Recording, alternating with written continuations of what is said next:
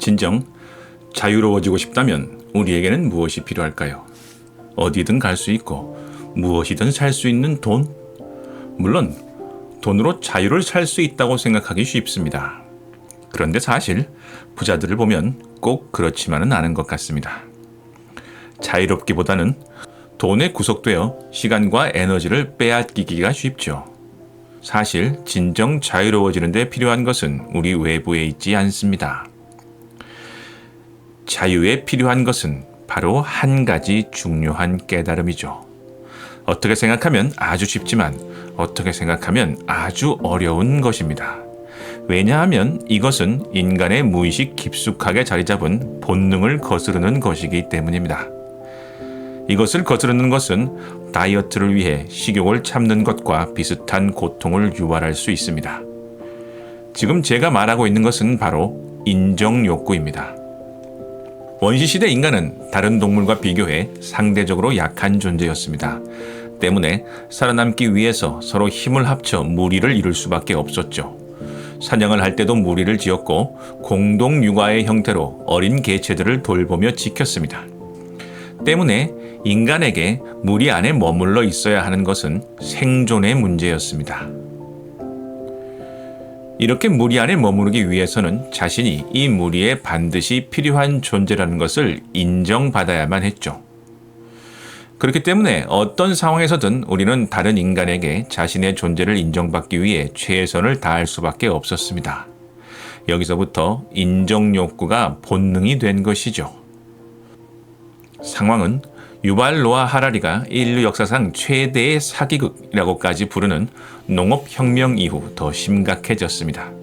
농업이 시작된 후 인류에게는 계급이 생겼고 높은 계급에 인정받지 못하면 사회에서 배척당해 굶어 죽을 위기에 처하기도 하였고 때로는 가혹한 처벌을 받기도 했습니다. 높은 계급의 사람에게 인정받아야 하는 것은 동료에게 인정을 받아야 하는 것보다 훨씬 더 심각한 생존의 문제가 되었던 것이죠. 여기에 산업사회 이후 자동차왕 포드가 만들어낸 대량 생산 공장식 시스템은 상황을 최악으로 몰고 갔습니다. 이 시스템의 특징은 한 사람이 딱 한 가지 기능만을 가지고 컨베이어 벨트 시스템의 부품으로 살아가게 만들었고 이 기능이라는 것이 아주 간단한 것이어서 우리를 언제든 다른 사람으로 대체 가능한 것으로 만들어버렸습니다. 이렇게 되니 우리는 살아남기 위해 비정상적인 극단의 인정 욕구를 가질 수밖에 없게 되었습니다. 사실 우리는 모두 스스로가 만들어낸 인정 욕구의 노예로 살고 있다고 해도 과언이 아니죠. 오늘날 사회적으로 채워지지 못한 인정 욕구를 채우기 위해 필사적으로 SNS에 매달리는 것도 바로 이 때문입니다. 진정한 자유를 위해서 우리는 이 인정 욕구를 내려놓아야 합니다.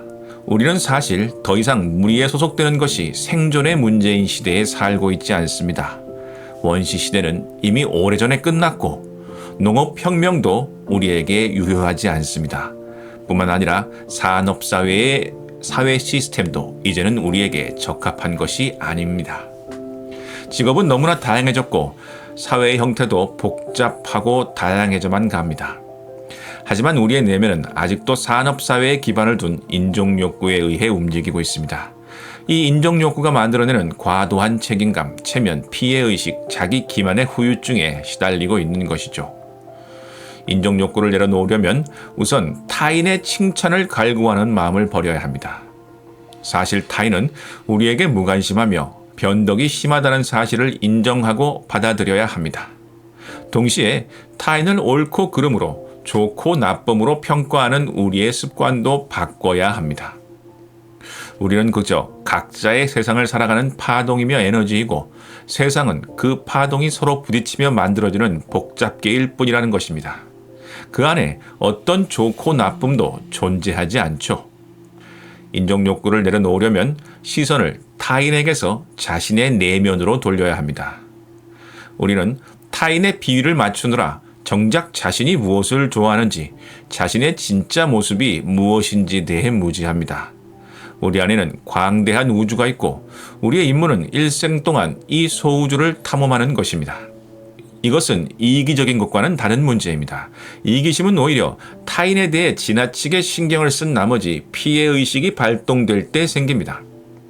자신의 내면에 집중하고 자신 안에 빛과 어둠이 있다는 것을 알게 된 사람은 오히려 타인에게 관대하고 너그럽습니다.